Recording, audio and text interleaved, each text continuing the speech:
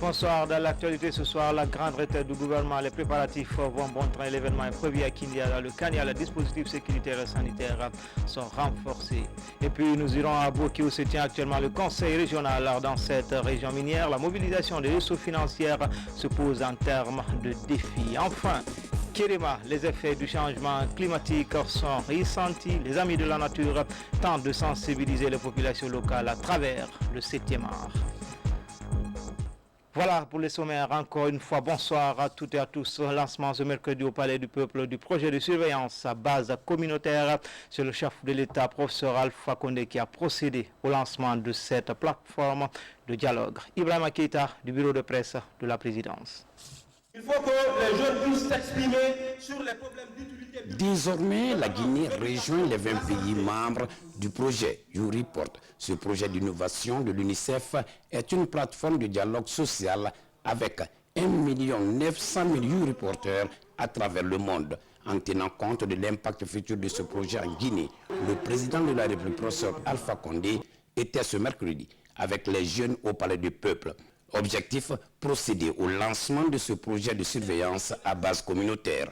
En Guinée, il est prévu, en plus de la formation de 750 agents socio-éducatifs, 305 plateformes multifonctionnelles de jeunes sont prévues dans les collectivités rurales, avec à la clé 500 000 jeunes reliés à une plateforme virtuelle consultative de YouReport. Cette initiative du ministère de la Jeunesse va mobiliser 200 000 jeunes ambassadeurs autour d'un paquet d'interventions sur les pratiques familiales que sont la vaccination, la nutrition, l'hygiène, l'enregistrement des naissances, la lutte contre les mutilations génitales féminines et la santé communautaire.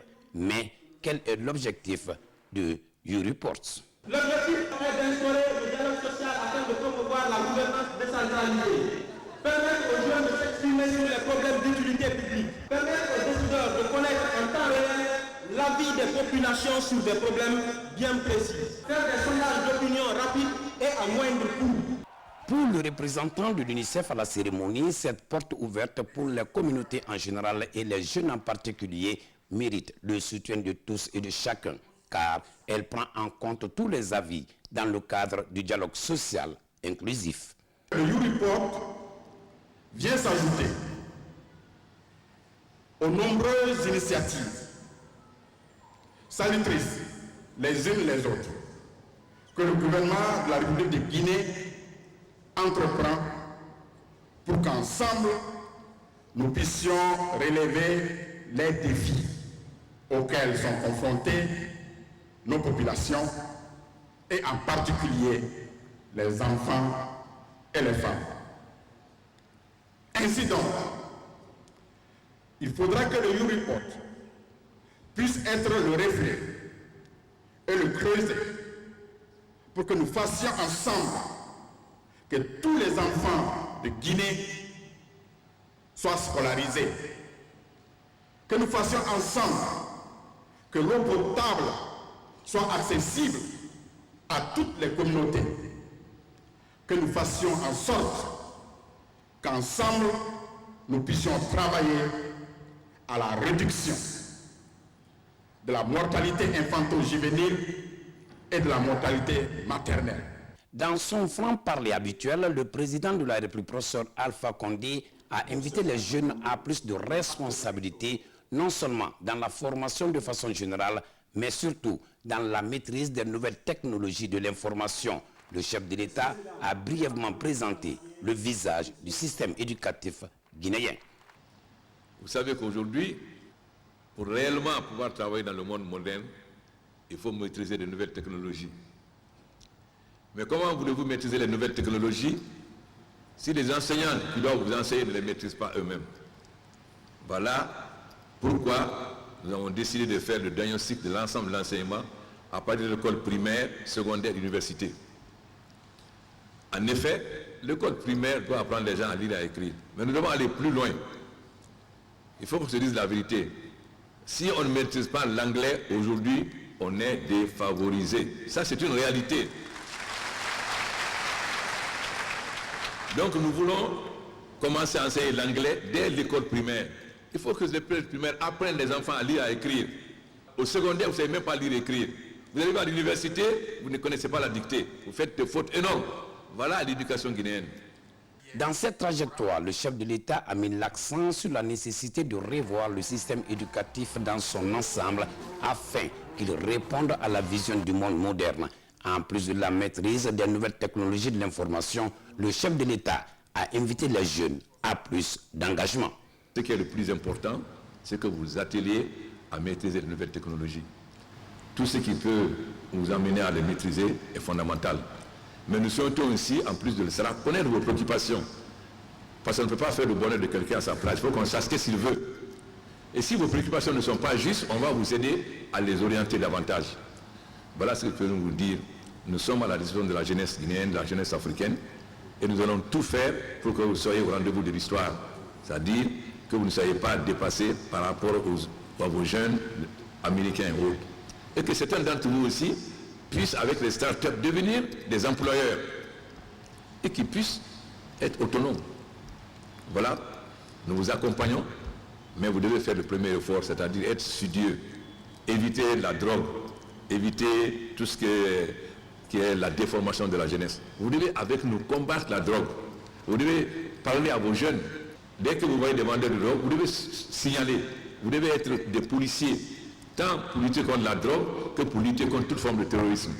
C'est ce qui peut faire de la Guinée un arbre de paix pour que nous puissions aller de l'avant. La rencontre a connu la participation de l'artiste Takana Zayon qui a tenu le public en haleine, y compris celui qu'il a affectueusement appelé son père, professeur Alpha Condé. Et puis ce décret de barre 2016-067-PRG-STGG portant nomination de haut cadre au ministère des Affaires étrangères et des Guinéens de l'étranger, le président de la République, vu la Constitution décrète, article 1er. Les cadres dont les noms et prénoms suivants sont nommés dans les fonctions ci-après au ministère des Affaires étrangères et des Guinéens de l'étranger. 1. Secrétaire général, M. Mohamed Hadibari, consultant en droit international. 2. Chef de cabinet, M. Ahmed Tidiane Sako, précédemment directeur Europe-Afrique Océanie au ministère des Affaires étrangères et des Guinéens de l'étranger. Article 2. Le présent décret qui prend effet à compter de sa date de signature sera enregistré et publié au journal officiel de la République. Conakry le 30 mars 2016, professeur Alpha Condé. Et puis le chef de l'État a reçu ce matin en audience une forte délégation de l'ONU-SIDA et du Fonds mondial de lutte contre le sida. Cette délégation était venue informer le président Condé de la mise à disposition de 60 millions de dollars US dans la lutte contre cette pandémie. Le compte rendu de l'audience est signé Ibrahima Keïta du bureau de presse de la présidence. Voilà, merci. Le gouvernement guinéen et ses partenaires engagés à fournir des efforts dans le cadre de la lutte contre le VIH-Sida. C'est dans cette optique que cette mission, comprenant le directeur exécutif de l'ONU-SIDA, la directrice régionale Afrique et Moyen-Orient du Fonds mondial pour la lutte contre le VIH-Sida et d'autres personnalités impliquées dans la lutte, a été reçue en audience par le président de la République, professeur Alpha Condé. Ces personnalités étaient venues remercier le chef de l'État pour les efforts fournis par la Guinée dans le cadre de l'amélioration de la gestion économique du pays. Des performances qui ont poussé le Fonds mondial pour la lutte contre le VIH-Sida à accorder à la Guinée près de 60 millions de dollars américains pour la lutte contre le VIH-Sida. C'est pourquoi, au cours des entretiens, le chef de l'État, après avoir remercié ses hôtes pour cet appui, a insisté sur le nouveau mécanisme à mettre en place dans la gestion de ce fonds destiné à 60 000 personnes vivant avec la maladie. Aussi, ce fonds est destiné à réduire l'infection et la transmission de la maladie de la mère à l'enfant. I think the first thing is to present that tomorrow we are launching a new très heureux grant d'être reçu par son Excellence, professeur Alpha Condé, président de la République de Guinée, avec lequel nous avons discuté du lancement d'une subvention que nous allons faire demain, une subvention de lutte contre le VIH-Sida. L'utilisation qui doit être faite de cet argent, de cette subvention aussi a été expliquée. Son Excellence, Monsieur le Président de la République, a bien accueilli cette proposition et a demandé à ce qu'il y ait de la transparence de tous les deux côtés par rapport à la gestion de ce fonds. Ce fonds est une enveloppe de 60 millions de dollars qui va être accordée à la République de Guinée au cours de 2 prochaines années, qui va permettre de mettre 60 000 personnes vivant avec SIDA sous traitement et qui va aussi nous permettre de réduire l'infection, la transmission de SIDA à l'enfant. Pour le directeur exécutif de l'ONU-SIDA, la vision du président de la République, professeur Alpha Condé, va au-delà de la Guinée. C'était vraiment important d'avoir l'échange que nous avons eu. Pour la simple raison que, encore une fois, le président a démontré que c'était important qu'il y ait une transparence mutuelle et qu'il était important qu'il y ait une responsabilité mutuelle dans la gestion des ressources que les pays reçoivent en Afrique et qu'il fallait nécessairement faire en sorte que nos ressources puissent atteindre les personnes qui en ont besoin. Donc, mettre des mécanismes nouveaux qui vont permettre certainement d'atteindre les populations les plus démunies, faire en sorte qu'ils puissent continuer à se battre pour la justice sociale, la redistribution des opportunités, mais aussi, je pense que ce qui était très important, c'est qu'il était quand même très heureux de voir que le Fonds mondial reconnaît la Guinée, reconnaît que la Guinée a entrepris des efforts pour assainir sa gestion et que le Fonds mondial revient avec pratiquement 60 millions, vous avez entendu, et que ces fonds-là vont être gérés de façon différente et que ces fonds vont permettre d'atteindre les populations qui en ont besoin. Ça va nous permettre certainement d'augmenter le nombre de personnes sous traitement, ça va nous permettre de réduire certainement la transmission de la mère à l'enfant et aller vers peut-être des générations sans sida dans le futur. Quant au ministre guinéen de la Santé, il estime que cette audience marque un nouveau départ dans la lutte contre le VIH-Sida. Cela avec le retour de ses partenaires traditionnels. Il y a plusieurs années, une investigation avait été faite, des inquiétudes avaient été soulevées. Et la Guinée donc, a entrepris beaucoup de mesures correctives et il y a une nette amélioration donc, qui s'est traduite justement par un engagement beaucoup plus fort du Fonds mondial pour accompagner la lutte contre le VIH-Sida en Guinée. Et Monsieur le Président de la République a insisté sur la transparence et surtout le transfert, n'est-ce pas, de la gestion des ressources vers les compétences guinéennes. Un message très très fort qui a été entendu par la délégation et des engagements ont été pris dans ce sens. Cette subvention accordée à la Guinée, qui doit toucher plus de 60 000 personnes, a une durée de 2 ans. Dans le reste de l'actualité, suite à l'appel des journées dites villes mortes de l'opposition républicaine, les populations de Conakry ont vaqué ce mercredi à leurs activités. Boutiques, magasins sont restés ouverts sur les grandes artères. Pour éviter toute perturbation, les forces de l'ordre ont veillé au grain. Le constat avec notre reporter Abdul Karim Kamara. À l'accoutumée, les rues de Conakry ont grouillé de monde ce mercredi. Les activités économiques ont tourné à la normale.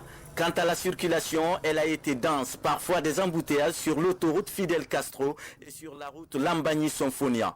Par contre, elle était beaucoup plus fluide sur la route Le Prince, où quelques boutiques et magasins sont restés fermés, le tout sous l'œil discret des forces de maintien d'ordre. Par rapport à cette ville morte, nous avons reçu des instructions de la hiérarchie qu'on nous a dit de prendre les dispositions parce que ce problème de ville morte, ce n'est pas tout le monde qui adhère.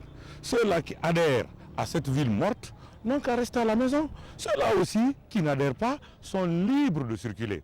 Donc nous sommes là, dans ce cadre, pour sécuriser ceux-là qui vaguent à leur affaire. Il est 12h30 sur l'axe Bambeto-Koza. Quelques fauteurs de troubles perturbent la circulation au quartier Koloma par des jets de pierre. La police et la gendarmerie interviennent et tout rentre dans l'ordre. Aujourd'hui, Dieu merci, il n'y a pas eu de caillassage de véhicules, il faut oser le dire.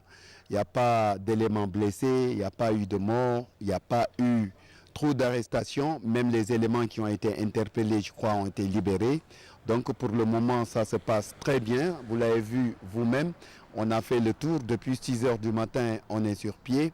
Donc on a fait le tour des 5 communes de Conakry Et pour le moment, ça va. Toutes les personnes qui ont voulu vaquer à leurs occupations sont sorties, ils sont allés, ils sont revenus. Ceux qui ont voulu suivre le mot d'ordre de Villemorte sont restés chez eux. Toute la journée, les forces de l'ordre ont veillé au grain pour la sécurité des personnes et de leurs biens.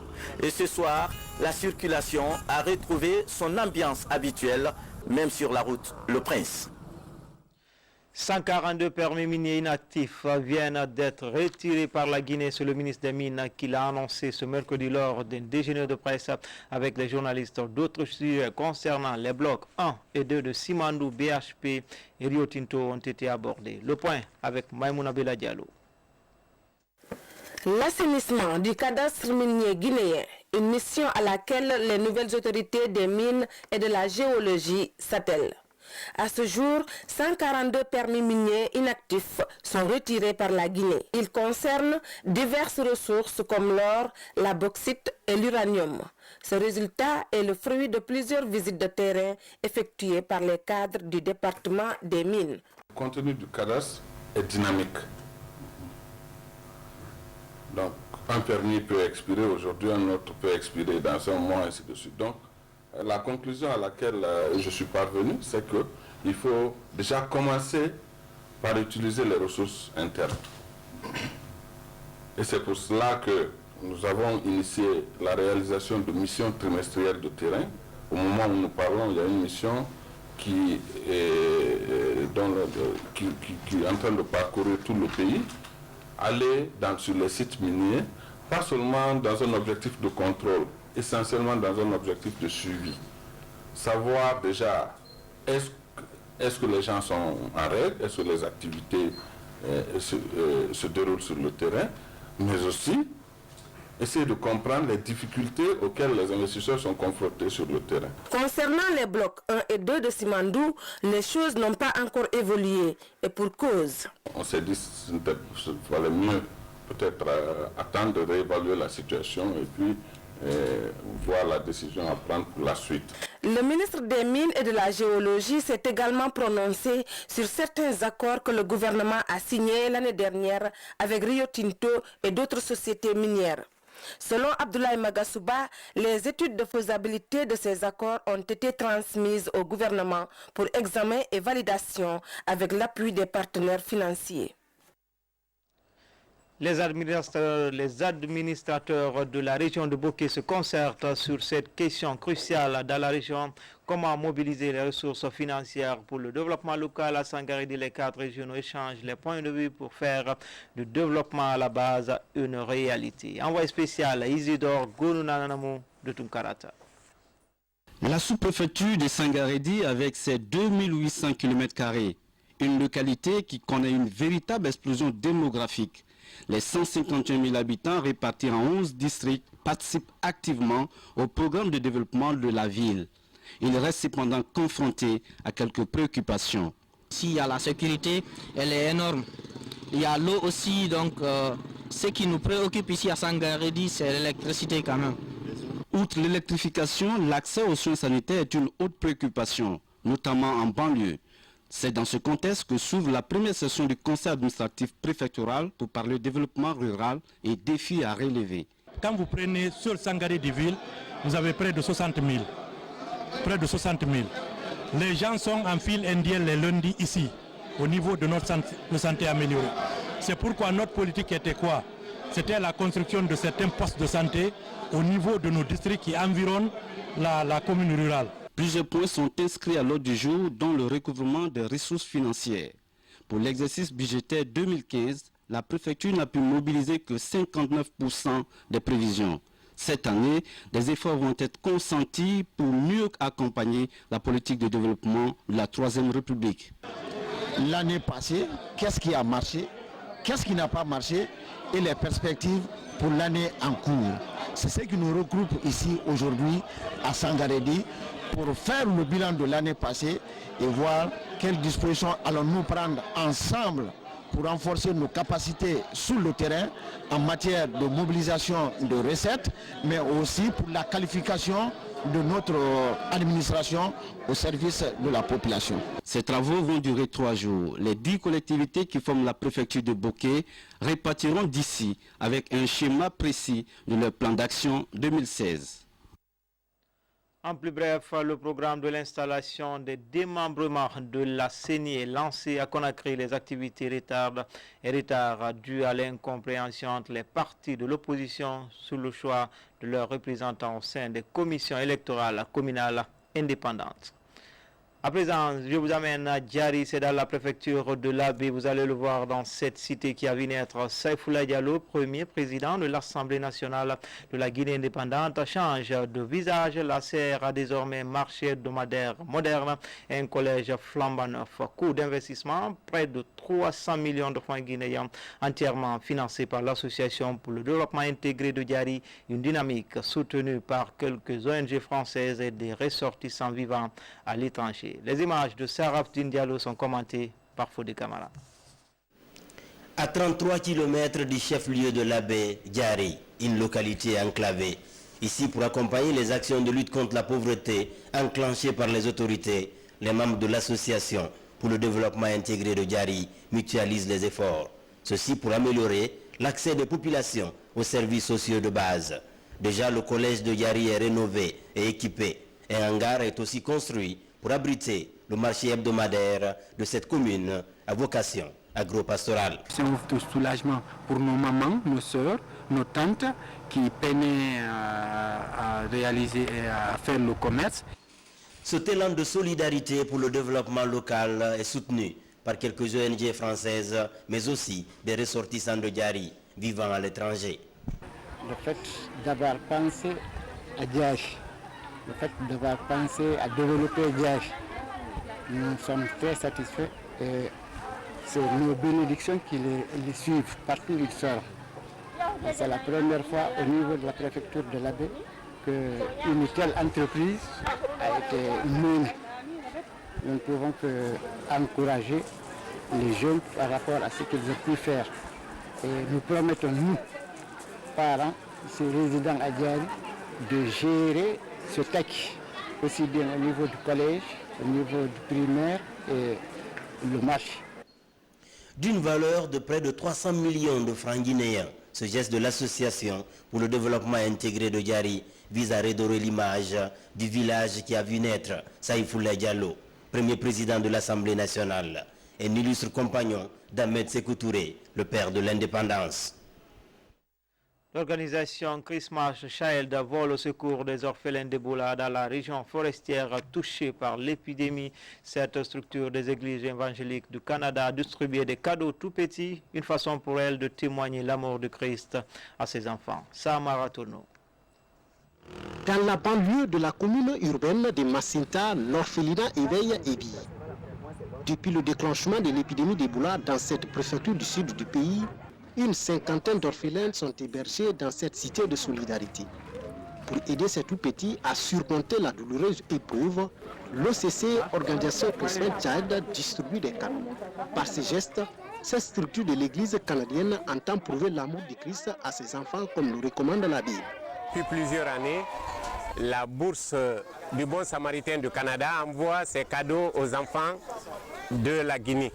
Et cette année spécialement, après la déclaration de la fin d'Ebola, le siège a décidé et a autorisé de faire une distribution spéciale au niveau des enfants victimes d'Ebola du contenu d'un conteneur de 40 pieds. Comme cet orphelinat, l'œuvre des bons samaritains de l'OCC a touché 1031 enfants orphelins d'Ebola de Masinta. Ces cadeaux composés de jouets et de fournitures scolaires suscitent une joie chez les bénéficiaires.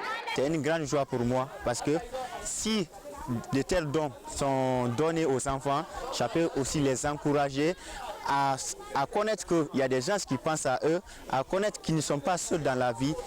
Après Masinta, nous voici à Guékédou, une autre localité touchée par le virus d'Ebola.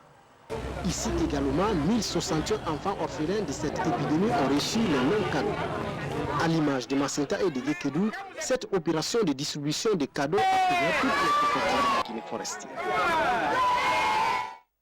En plus bref, bientôt des cours sur l'histoire de la Guinée seront dispensés dans les écoles primaires et secondaires du pays pour les initiateurs du projet. La démarche pourrait consolider le tissu social en Guinée. La mission d'évaluation du projet vient de présenter son rapport aux historiens et leaders communautaires. Nous y reviendrons. On reste avec les élèves à Conakry. Plusieurs dizaines viennent d'être sélectionnés pour suivre une formation en informatique. C'est une action de Guinée du Grade, une ONG qui entend promouvoir l'outil informatique à travers toute la Guinée. La première cohorte des élèves formés reçoivent leur attestation. Sekou Fernand Kourouma, reportage. Ils sont une cinquantaine d'élèves à recevoir leur attestation. Ils ont été formés au maniement de l'outil informatique. L'ordinateur est à ce jour un des instruments d'une société moderne. En initiant cette formation, l'ONG Guinée Educate entend améliorer les conditions d'apprentissage des élèves, ce à travers la pratique du sport et la promotion de la santé de la jeune fille, notamment la lutte contre la mutilation génitale féminine. Dans 10 ans, le système éducatif sera automatiquement relié à l'outil informatique, sans quoi tu ne peux pas aujourd'hui, n'est-ce pas, avoir un degré de docteur ou PhD, quoi que ce soit, sans avoir la formation à l'outil informatique. Je pense que votre diplôme ne servira pas à grand-chose. Les membres du gouvernement exhortent les élèves au travail bien fait. Ils apprécient la démarche de Guinée Educate et annoncent l'accompagnement du gouvernement. Guinée Educate mène une action qui rime avec les engagements, les propositions et les engagements du chef de l'État. La vision du chef de l'État qui consiste à faire en sorte que notre école soit une école qui forme des jeunes susceptibles directement de pouvoir intervenir dans le développement de notre pays. Prendre des élèves de l'école primaire, prendre des élèves du collège et du lycée, les former dans la maîtrise, dans la pratique de l'utilisation de l'outil informatique est extrêmement important. Nous allons à notre tour nous engager à les accompagner, à faire en sorte que ce qu'ils font aujourd'hui à Conakry puisse s'étendre sur l'ensemble du pays. Pour les bénéficiaires, la formation suivie est d'une grande utilité. Cette formation que j'ai reçue, je compte bien de la mettre en profit, en prenant mes frères, mes sœurs, en les formant, en leur donnant ce que j'ai appris en informatique. Guinée Educate compte poursuivre sa formation en recrutant les élèves de certaines écoles de l'intérieur du pays. Après le Festival international du film environnemental de Conakry, le projet entre dans sa deuxième phase. Les films primés sont projetés dans certaines localités du pays profond, comme par exemple le film qui a remporté le Grand Prix du festival. Il est en projection à Kéréma, c'est dans les fins fonds de Nzérékouri. Reportage Azali, Mamadou Alpha Baldé. À une dizaine de kilomètres du centre urbain de Zérékouri, le village de Kéréma. C'est ici que le film Kéréma entre carbonisation et orpaillage a été tourné. Après sa victoire au Festival international du film environnemental de Conakry, les habitants du village découvrent le court-métrage. Véritable outil de lutte contre la dégradation de l'environnement, cette production servira plus d'un. À Kéréma, le changement climatique est palpable. Il y avait une forêt immense autour du village. Et que partout, quand on cultivait un tout petit peu, on recevait beaucoup de riz. Et même si il faut abattre un arbre, il fallait 2 à 3 personnes pour 3 à 4 jours pour abattre l'arbre. Mais aujourd'hui, tout a changé. Et on parle du gouvernement, mais ce n'est pas le gouvernement, c'est nous-mêmes. Parce qu'on a autre chose que ça. Ils se disent qu'aujourd'hui, il fait de plus en plus chaud dans ce village qu'il y a 30 ans. Ils se disent qu'aujourd'hui, les fleuves sont en train de tarir qu'il y a 10-15 ans. Ça veut dire en amont que les villageois eux-mêmes savent qu'il y a une dégradation de l'environnement. Mais en faisant un film dans ce village et venir projeter ce même film dans ce même village, je pense que ça devrait interpeller davantage ces villageois. Avant Kéréma, les étudiants du centre universitaire de Zérékouri sont les premiers à découvrir le film. Cette future élite environnementale du pays, consciente du problème, mesure aussi la portée de sa mission. D'autres qui font des pratiques, ils ne sont pas conscients de l'effet de ces pratiques. Non, ce n'est pas seulement à Kéréma qu'il y a la carbonisation. Beaucoup d'autres villes, beaucoup d'autres villages, dans les communes, il y a la carbonisation d'orpaillage, par exemple quand nous prenons Sigiri, Mandjana et autres, mais ils ne sont pas conscients du tort qu'ils sont en train de faire à l'environnement. Si notre environnement est menacé de la sorte et qu'il n'y a pas de prise de conscience, je ne vois pas réellement où nous pouvons aller avec ça. Ça sera vraiment un désastre. Notre souhait le plus ardent, que la diffusion du film ne se limite pas seulement à Kéréma ou à Zérékoré, que ça commence d'abord en Guinée forestière pour toute la zone forestière, ensuite balayer la Haute-Guinée jusqu'au littoral. Parce que partout l'environnement est attaqué, ce n'est pas seulement la zone forestière. Aujourd'hui, des actions sont certes amorcées pour contrer ce phénomène de changement climatique aux conséquences déjà incalculables, parfois même irréversibles, mais à l'image de Kéréma, il faudra du temps et beaucoup plus d'efforts pour que cette région forestière retrouve son véritable statut de première région verte du pays. Lutte contre la criminalité, le grand banditisme, la gendarmerie nationale vient de mettre le grappin sur 2 présumés bandits. C'est les membres d'un réseau de voleurs de véhicules, un phénomène qui prend de l'ampleur à Conakry. Adjudant Sekou Kamano, correspondant de la presse militaire. C'est un véhicule 4x4 de marque Toyota. Il appartient à l'honorable Kenda Diallo. Il a été braqué dans la nuit du 26 mars dernier aux environs de 20h30 à Imbaya Taneri. Alerté, la gendarmerie nationale établit des points de contrôle et intercepte le véhicule au kilomètre 36 avec une fausse plaque. Ma femme, qui était allée présenter des condoléances dans la maison mortuaire, elle a perdu sa soeur, elle est allée présenter des condoléances. Et au moment où elle s'est engouffrée dans la cour, juste au moment où elle garait, des malfrats sont jetés sur elle, ils l'ont extraite de la voiture, l'ont plaquée par terre en lui disant si vous bougez, on vous tue. Le chauffeur qui est là aussi, on l'a intimé l'ordre de descendre, donc ils ont pris le véhicule et sont partis. Interrogés, les 2 personnes interpellées à bord disent ne pas être les voleurs, mais plutôt les convoyeurs de ces véhicules. Cette arrestation relance la problématique de la lutte contre l'insécurité et la confection des fausses plaques d'immatriculation. Le gars qui avait envoyé le véhicule, c'était un ancien taximètre, on le voit, il était disparu.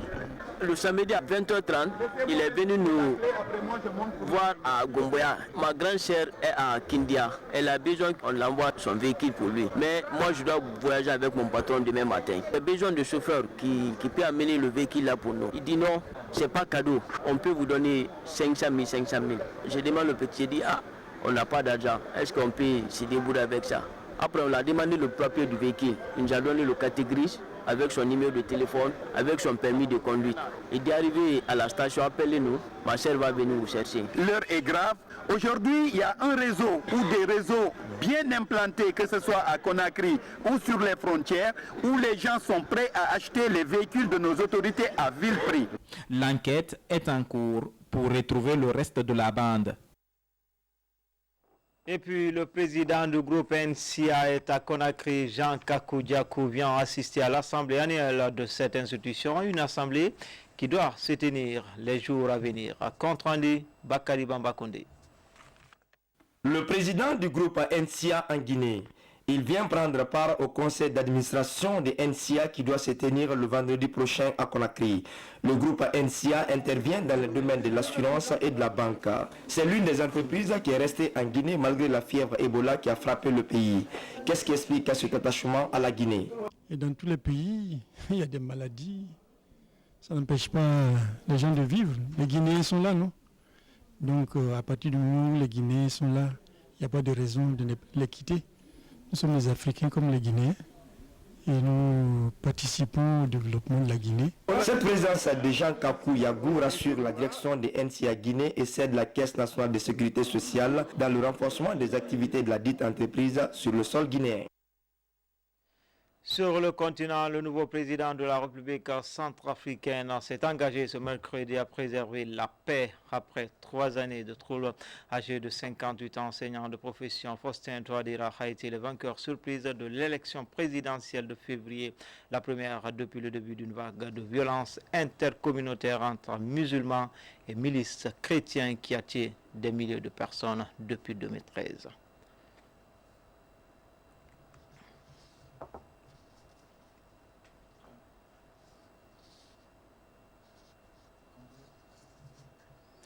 Et puis en Birmanie, le nouveau président a prêté serment ce mercredi devant le Parlement, réputé très proche de Aung San Suu Kyi. Le nouveau président est arrivé au Parlement aux côtés de la dame de Yangon, tous vêtus d'une jupe traditionnelle birmane, un symbole fort dès le départ.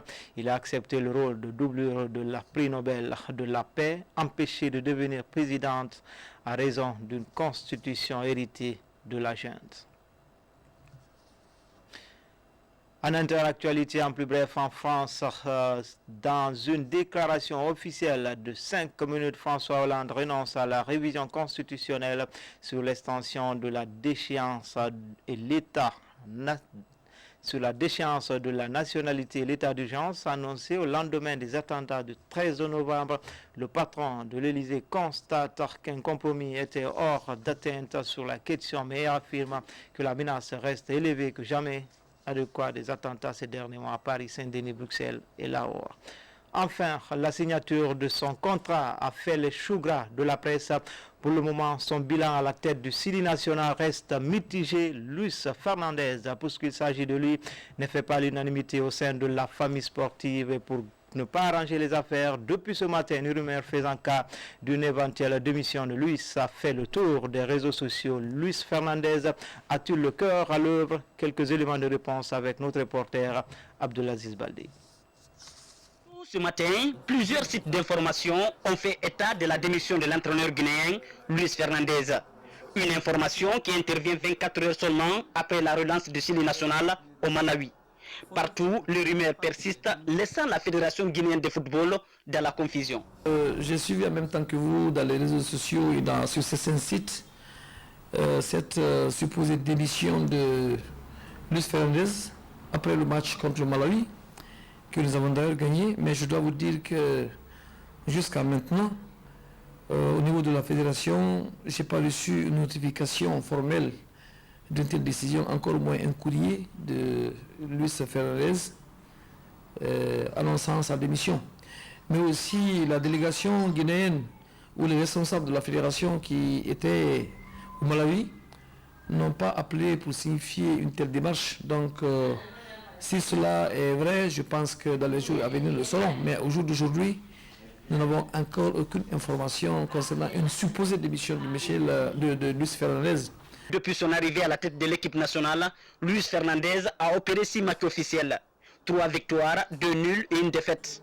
Un bilan plutôt mitigé au regard des spécialistes des sports guinéens. Les résultats de Luis ne parlent pas en sa faveur. C'est vrai que dans ses éliminatoires de la CAN, il a enchaîné beaucoup de contre-performances face à des équipes de seconde zone, en tout cas moins cotées que le Sili national de Guinée. Luis Fernandez, il a beaucoup souffert avant de trouver une équipe, mais on sait qu'il n'a pas assez de temps et ce serait peut-être compréhensible vu que Luis Fernandez n'a pas assez de temps pour cette équipe nationale. On sait que la Guinée a un rendez-vous hyper important début juin face au Swaziland pour un match vraiment crucial. Et on sait également que dans cette même période, la France va organiser l'Euro en France évidemment, et que Luis Fernandez étant animateur radio et consultant télé, ça va être une période très chargée pour lui et peut-être n'aura-t-il pas le temps pour le Sili national de Guinée et ça se comprendrait qu'il démissionne maintenant. En attendant la précision sur cette éventuelle démission du technicien français à la tête du Sili national, les fans de Cuiron ont le moral serein. Retour sur ce décret avant de boucler ce journal. Décret 2/2016/G/067/PRG/SGG portant nomination de haut cadre au ministère des Affaires étrangères et des Guinéens de l'étranger. Le président de la République, vu la Constitution, décrète. Article 1er. Les cadres dont les prénoms et noms suivants sont nommés dans les fonctions ci-après au ministère des Affaires étrangères et des Guinéens de l'étranger. En secrétaire général, M. Mohamed Hadibari, consultant en droit international. 2. Chef de cabinet, M. Ahmed Tidiane Sako, précédemment directeur Europe-Afrique Océanie au ministère des Affaires étrangères et des Guinéens de l'étranger. Article 2. Le présent décret qui prend effet à compter de sa date de signature sera enregistré et publié au journal officiel de la République. Conakry le 30 mars 2016, professeur Alpha Condé. C'est tout pour les infos. Grand a été le plaisir pour moi de vous servir. Demain, les infos, c'est avec Medine Magbe Konaté. Merci de votre attention. À bientôt, Inch'Allah.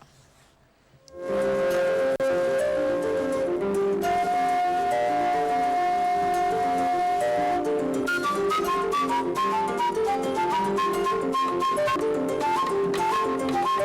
you.